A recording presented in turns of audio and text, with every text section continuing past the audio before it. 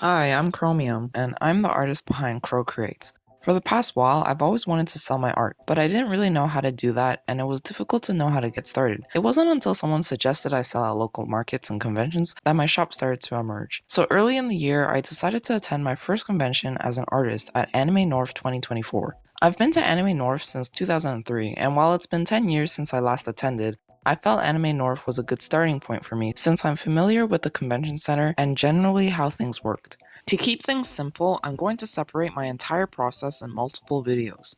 The first one will be about my overall experience during the convention following each day, as well as some of my sales numbers. The next video will be a reflection on my experience, giving some tips and advice for artists like me. And then I'll probably have another video after that that's more in-depth on the creation process and behind the scenes of the 2 months drawing and preparing merchandise. So at the time when Artist Alley applications opened, I had just finished working on 2 college portfolios, and I didn't have any plans after that until September. So I casually decided to apply on the 11th of February. Since it was lottery based, I thought it wouldn't hurt to sign up, and I wouldn't lose much even if I didn't get accepted. It was low stakes. Come February 24th, and I get an email saying they put my name into the lottery. Oh. Well, at least my application was approved. It seems like they changed from recently because it would mention how Etsy and Instagram links were no longer accepted. Since I didn't have an online store, I had to use my portfolio website, which is really nothing special. So in the middle of my application, I hastily made a new tab labeled Product, slapped some photos into it, and linked it to my application form. Then finally on April 26th, I got the email. And at that moment, I realized I had to actually get my shit together. To sum it up, this was an arduous process that required a lot of trial and error. It was a lot of going to Michael's and Dollarama to buy materials, dealing with my day job, drawing every single day for 2 months, and then managing production time and coordinating with my manufacturers. The timeline was basically to draw the charms first, then get them to the manufacturer, which would take time to produce and ship, and then draw the stickers, the prints, the catalog, the banners, and the business cards, and then send those to the print shop in multiple batches throughout the months. By the last week before the event, that was when I started printing signs at home, producing the buttons, packaging some of the charms and mystery bags, and then designing my table display. Enter my sister and her son. She applied as a helper for Anime North and took a vacation for the week leading up to the event to help me out. She also helped with the financial side of things, so I wouldn't have done it without you. In truth, my sister was the one that suggested I sell at anime cons and do local in-person events. She's also much more in tune with the small business community and could give me the consumer point of view on what's popular or cute. On the other hand, she isn't up to date with the latest animes and popular characters, but that was my department. Also, shout out to my sister's friend who works at the local print shop and helped us with all the prints. Thank you. It was Friday, May 24th, the first day of Anime North, and we were late. It was early in the morning at around 11 a.m. when we headed down. We were able to fit all the merchandise, table display, and materials into 2 large storage boxes. We also included the button maker so that we could make buttons at the con if we needed to. And most importantly, we brought snacks. Lots of snacks. I was going to be driving there and back every day for the whole event, so I knew it was going to be exhausting. It was also pretty hot and sunny, so we were in shorts, and I was going to wear my chopper hat for the con. We dropped off our dog at the daycare, and as we were heading down, we talked about going to the bank to get some change in $5 bills. So I made the mistake of taking a detour that I was familiar with, only to realize the path there took longer than I thought. By the time we left the bank, we were already late, and then I took a route to get to the highway, only to find ourselves stuck in a single lane road where there was construction being done.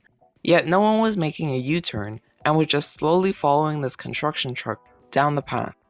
It just so happened that a few days prior, I had the same thing happen, where it was a suspiciously long lineup of cars that weren't moving, until I realized that there was a car crash up front, and people were turning back.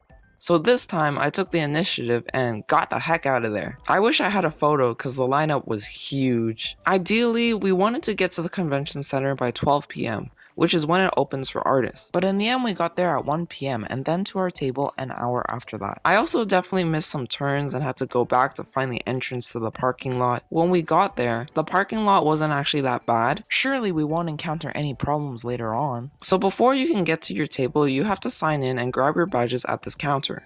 The counter is organized by a set of numbers, and I'm pretty sure no one knew that it went by your registration number and not your table number, because there was literally only one line that was filled with people and every other line was empty. And none of the staff said anything. I even told someone my table number, and I think they assumed it was my registration number, so they just led me to the big line. So, yeah, we just stood through the whole line only to realize we could have skipped it and went to the next person over where it was empty. And that's just one of the many things I have to complain about with Anime North's management, but I'll get to that at the end. So when I parked near the exit of the parking lot, thinking that I needed to get a spot before they're all taken, and I didn't know where the artist alley was. So we did a sort of reconnaissance and went to the big garage doors, which turned out to be the vendor's hall.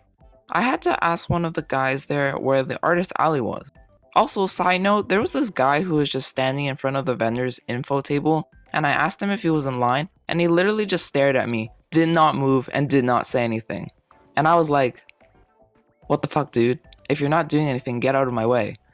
But anyway, that's when we found the artist alley counter at the opposite end of the hallway. So while we were waiting in line, I actually went out to repark closer so I could bring our boxes in. I had one of those little trolley things that you can get at Canadian Tire or something. So I put the 2 boxes on the trolley and just rode it in. And just a note to anyone who uses a trolley, avoid little cracks and holes in the ground because it will trap your wheels and all your shit just falls over.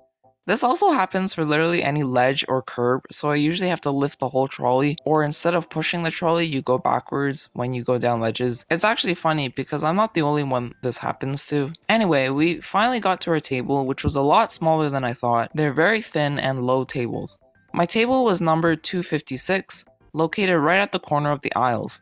Unfortunately, we were right in front of a column, so there was less space in the back for us. We started unpacking and setting up. When we set up our display, we realized how tall it was, and we didn't have enough pegs to make it stable, so we decided to take down a square. We basically just taped the feet to the tablecloth, but I doubt that really made a difference. The best we could do is put some weights down in the back. The reason why this mystery bag sign is lifted up is because I put a weight in the back. It actually worked better because the sign was easier to read from above. Now, after we took off 1 square of height, we had the problem of our display being a lot smaller than the other displays around us. Luckily, we were positioned on a corner, which allowed people to see us from different directions as they walked by. But if you were coming from the left side, you might end up skipping our tiny little booth. The 2 tables across from us also had short displays, but they had a taller window that let the vendors stand up to serve. So yeah, people started walking in, and pretty much the first 10 minutes or so we got our first customer. And here I'm like, wow, this girl just came here and went, 3 Arknight stickers please, and bought them right then and there. Surprising, but I'm still happy and thankful that she likes my art enough to buy it immediately. So thank you, kind Arknights fan, for being my first customer. Honestly, we got quite a few sales, and I was surprised how many people were actually coming up to my booth and taking a look. By the first half of the event, we'd already broke even on our table, and I think even when we were closing, I still got one last customer right at the end. As we started packing up for the day, someone tapped me on the shoulder, and I thought it was another customer. Turned out it was an old friend from high school, and she was accompanied by 2 other former classmates. Another shocker of the day. Apparently they were sharing a table just behind us, in the center aisle, and I guess they noticed me from afar. So shout out to Irumillion and Yan Jumin. It was really nice to see you guys, and I hope we can meet again at another artist alley. As we headed back to the car to go home, it turned out there was a traffic jam, and not a single car was moving. We were in a bad position because cars were moving from the aisles in the farthest corners, and none of the cars were moving in the center. So after waiting in line for around 10 minutes, we decided to give up, park, and hang outside for a bit more. And that's when we stumbled upon Nomi no Ichi, which is a sort of flea night market that's only available on Friday night, and there was only about 10 minutes left to check it out. We ended up buying 2 Pokemon face towels for $5 each, but this is also an event that I would really like to attend, so we can finally sell our massive collection of Nendroids and anime goods. I advertised it on the side of my booth, but yes, I'm selling Nendroids. If you're interested, hit me up. And by I would really like to attend, I mean my sister will attend while I attend Artist Alley. That, or Nomi no Ichi, will be my secondary option if I don't get into Artist Alley. So see you guys next year. But wait, the day isn't over yet. We ended up going to the nearby Burger King, and they were giving out Burger King crowns. Like, yo, I've never seen one in real life before, legit. Apparently, my sister has never even heard of a Burger King crown, and so we bought some burgers and sat down and ate with our crowns. Also, can I just say, Burger King was open late specifically for Friday and Saturday, and I think that's just smart business. Unlike Tim Hortons that closed by the time we got there. So after about an hour, we got back to the parking lot and it was empty. Everyone had left already, and we just went straight home. Or it's what I'd want to say, but it's still Friday night, and the highway was still packed as hell. By the time we got home, it was 1 a.m. Saturday, May 25th, day 2 of Anime North. We woke up at 7 a.m. and left early. Traffic was fine and we arrived at the convention center before 9 a.m. This time we parked outside near the exit. Since we had some time available, my sister wanted to pick up a guidebook with a map of the convention center. Apparently on the first day, as the con was about to start, the staff members didn't even have those booklets prepared. Even if they did manage to prepare it for the con goers, they didn't offer any for the vendors themselves. A lot of the staff didn't seem to even know where to find them and would often mislead us and tell us the wrong information. So now we found out that you can pick up a guidebook at the North Building, which we're both fairly sure wasn't around 10 years ago. As we followed the line of Saturday attendees, we asked the staff if we could just get the guidebook and they let us skip the line. But it was awkward because we had to walk in front of everyone to get across to the other side and grab one. Then we were forced outside and walked back around to the front doors back to Artist Alley. At this point, I had some time to venture the booths before a new day began. And remember we brought the button maker with us? It turns out there's just not enough time to make any buttons, and it was too much effort to make it during the con, so we ended up just making a few more before retiring it back into the box. Honestly, we sold a lot on the second day. It's to be expected given that Saturday is a whole 10 hours, which is the longest day of the con. We ended up making more than double the amount that we made on Friday, and I mean statistically speaking, the hours were doubled as well. During the event, I met two surprising faces, and it was just so funny because one of them is a good friend of mine, and I actually told him that I'd be busy in May, but never went into details about it. And well, now he knows why. And he was like, yeah, I saw the name and thought, I know a crow, so that was fun. The other friend didn't even know it was me until she was ready to buy something, so that's probably a funny surprise for her. Another third friend also came to visit who decided to attend when I said I was boothing there. So thank you guys for coming by and purchasing something. I'll treat y'all sometime. Not only that, even my sister's friend came to visit our booth to say hi, but apparently got lost and couldn't find the booth again. And then my sister even said that down the aisle there was a girl from her high school year who was an artist. So yeah, we ended up meeting a lot of familiar faces. It's not too odd given that it is a local anime con, and really the only one we have in town.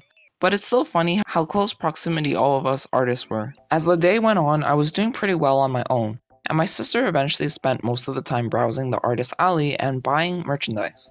And I have to mention that she was the first person to finish the dirt cheap Fire Emblem stamp rally. Later on, I also went to buy some merchandise and meet the artists that I knew from the Anime North Artist Alley Discord group. It's funny because for some reason I thought the day ended at 10 p.m. and I was relieved to know that it closed at 8 p.m. because boy, I don't think I could last another 2 hours. And finally, as the day ended, my sister and I decided to hang out for a bit before we went back home. We didn't really feel like doing any booths, so we went across the street and walked through the hotel. It's also funny, but there was a birthday party dinner happening at the hotel that was completely unrelated to Anime North.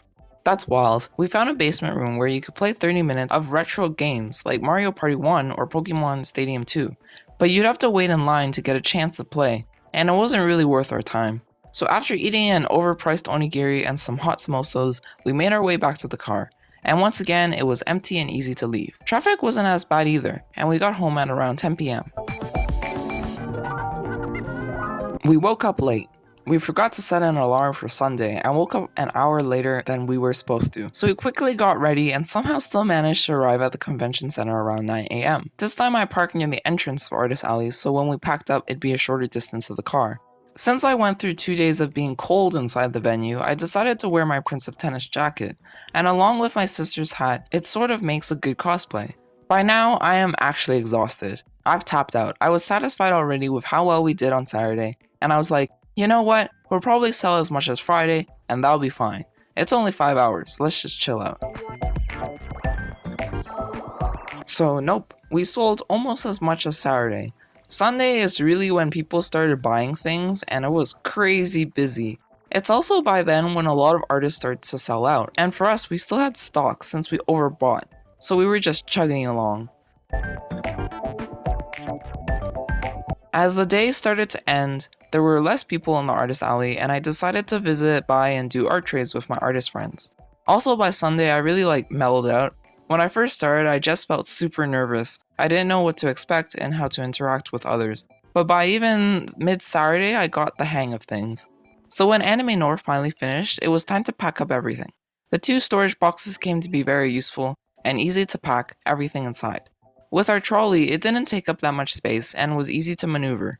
We took our time knowing that it's going to be a mad dash to exit, since every single person at Anime North was leaving at the same time. As expected, traffic was long, and the center aisles again weren't moving. I ended up having to move forward so a truck behind me could move and then back up to switch to the closer exit. But at least I was finally out of there. Some truck was parked right at the corner of the intersection, making the road a single lane. And yeah, it's pretty messy, but it didn't go terribly wrong. Once we got into the highway, we were golden. After that, we came home, unpacked, and went to pick up our doggo. He was very happy to see us and even did the butt wiggle thing, and the day was done. So now we'll get into some of the numbers. 70% of the merchandise was drawn in the span of those 2 months, with another 5% being redrawn from older artworks. Stickers sold the most, charms made the most revenue, and prints sold the least. Mystery bags were surprisingly popular, and people seemed to really go for the anime set, which is odd given that you have the least odds to get the ones you want. But hey, it seems like the One Piece charms made it worth trying, I guess. Other than that, the Honkai set was also popular. So unsurprisingly, Gojo Cat was my best seller for both stickers and buttons. And I even made extra buttons for him because I knew it would sell, and boy did it sell. To be honest, I do really like the design myself, so I'm happy I made it the 100th sticker. In second, Nouvelette was actually one of my most popular stickers, and then Anya and the Licorice Recoil characters. On the other hand, I'm really surprised how popular Ghost Miku was. My Ghost Miku print was definitely our best print by a long shot. By the end of day 1, we had already sold at least 7 out of the 10 I printed. I didn't make too many prints because I wasn't sure what would sell, and I didn't think it was worth the time, effort, and money of finding a random print shop on the day of the con to do same-day printing. We weren't desperate for prints, since we had so much other merchandise, so by early Saturday we let it sell out. As for the other prints, I only managed to sell a couple, but I had a feeling they weren't going to sell much, which is why I only printed a few. The Genshin charm sold the least amount, probably because of how oversaturated the market is, and everyone is selling Genshin charms. I'm a little sad they didn't do very well, but on the other hand, Honkai did well for itself, with Blade and Donheng, IL doing the best. Overall, Ghost Miku was the best seller, then Gear 5 Luffy, and then Kid Goku and Mao Mao tied for third. I'm actually happy those were my best sellers cause I too like their design. I'm a little disappointed I didn't sell any Goku Blacks or Beast Gohan. Okay, I think I can understand Beast Gohan is too niche, because it only comes from the latest manga or the newest Dragon Ball movie. But come on, Goku Black's in Fortnite. Everyone likes Goku Black. But maybe it's too cutesy for the cool, edgy Goku. That's okay, maybe I'll have better luck at Comic-Con or something. We ended up making back 60% of our costs with stock to spare, so I do have hope I will eventually be able to make back the full cost. At least we were able to make back the cost of the button maker and materials with just $1 buttons, so all future buttons are a profit. Overall, we made around $3,000. We didn't profit, but that was to be expected for our first time. Our cost of production was quite high since we bought way too many charms and had to spend a lot on stickers because of multiple failures. And since it was my first time doing all of this, I'd have to buy all the equipment to get started, which includes the Cricut and the button maker. I'm still surprised we managed to break even on the button maker and materials with just the $1 buttons. As a result, I only owed about $2,000, which I think is pretty manageable given that we can make about that much in the next event using the same stock. But money aside, one thing that I received regardless is exposure. For every person that buys my merch, there's a chance they'll check out my socials, follow me, and support my work in the future. This is good exposure, by the way. Not just stealing my artworks or dumping them into AI, thanks. Even word of mouth, nice comments, likes, and shares online go a long way. So thank you to everyone that supports not only me, but small businesses in general. And just note that it's always good to do a lot of research. My sister and I spent a lot of the 2 months looking up different artists on YouTube and Instagram as reference, finding out what types of products do better at certain cons, what shows and characters are popular, and the best looking display you can make within your budget. I have a folder just for booth display references. Also, make sure the con fits your work. As for me, I have a lot of cute chibi art of anime and video game characters, so I would probably do alright at anime cons and comic cons. Since I've got a decent amount of variety, I believe that also helped with my sales, and because I've covered the basics, I can now move forward with drawing more of my niche interests. In conclusion, good first experience. For improvements, next time we'll buy about 10 for new products and 20 for the popular ones. We'll have to invest in more square grids to add stability to our booth and go taller. Once we familiarize with Artist Alley more, we can start trying out new types of products like enamel pins or holo charms. Other than that, we need to organize a better system of distribution, streamline our process, and make it faster and easier to complete orders. It's unlikely I'll be boothing overseas anytime soon, so I'll branch out to other cons within Canada. If you made it this far, thank you for watching. If you enjoyed the video, click that like button and comment below on what you think of Anime North or Artist Alley. On this channel, I often discuss my opinions on video games and anime and tell stories about my life, so if you're interested, you can subscribe, click the notification bell, and I'll see you in the next one.